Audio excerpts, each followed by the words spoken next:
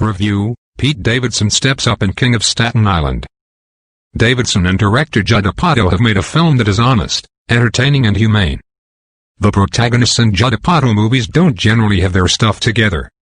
They are emotionally stunted, occasionally underachieving, unmotivated to change and often even border on unlikable. But whether it's Seth Rogen's stoner entrepreneur, Steve Carell's 40-year-old virgin, or Adam Sandler's depressed movie star, there has always been at least some separation between the actor and the character. That shield of fiction is pushed aside in his latest, The King of Staten Island, in which Pete Davidson, a co-writer and producer on the film, lays bare many of his personal struggles for our entertainment and edification. From losing his firefighter father at the age of 7 to living with Crohn's disease, in this tale of a Staten Island loser who is more than happy to just drift. It is the kind of personal project that could have gone wrong in so many ways. All you need is for the lead to lack a certain self-awareness or for the filmmaker to be too protective. But somehow, and despite its bloated runtime, Davidson and Apatow have made a film that is honest, entertaining and humane. That is no small feat considering Davidson's character Scott is one of the most unlikable Apatow leads, at least at first. Scott is angry at the world for taking his father away, although he tries to hide that behind a nihilistic stoner front. He lives with his mother Marissa Tomei, and refuses to commit to the local girl he's sleeping with, Belle Powley, channeling working girl-style Staten Island swagger. He knows he has mental health issues, but doesn't seem to want to do anything about it. He doesn't have any prospects or passions. His friends are losers too. And he doesn't even really seem to care about his pie-in-the-sky career choice of tattoo artist. His lack of skills in that department provides a particularly funny through line.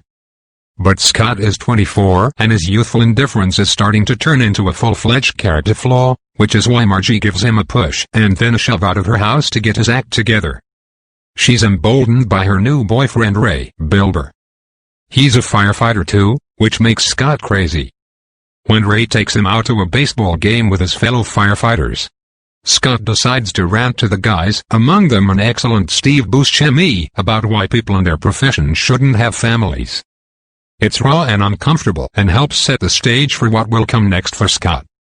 Apatow refuses to make short movies, and thus The King of Staten Island is a bit of an odyssey that's packed with some well-drawn side characters, including Maud Apatow as Scott's sister, and subplots as well as some questionable and repetitive ones. It also curiously leaves some story threads dangling, like a few of Ray's serious shortcomings that his ex-wife tells Scott about. But it's a journey that does pay off, and the film really hits its stride in the third act, in which Scott finds himself living in the fire station with Ray and starts to learn about both work and his father. It might seem silly to say, but Davidson is really good at playing himself. He never sacrifices honesty in the name of trying to make himself seem cooler or more sympathetic, and you end up liking him more because of it. What is so refreshing about The King of Staten Island is that there isn't some big Hollywood arc to it. Scott doesn't suddenly become a tattoo prodigy. No suspiciously put-together love interest descends to pull him out of his status quo. And there is no miraculous revelation that fixes him completely, just a few little ones. Davidson isn't everyone's cup of tea, and no one knows that better than he does. It's that self-awareness that elevates this story and makes The King of Staten Island worth the watch.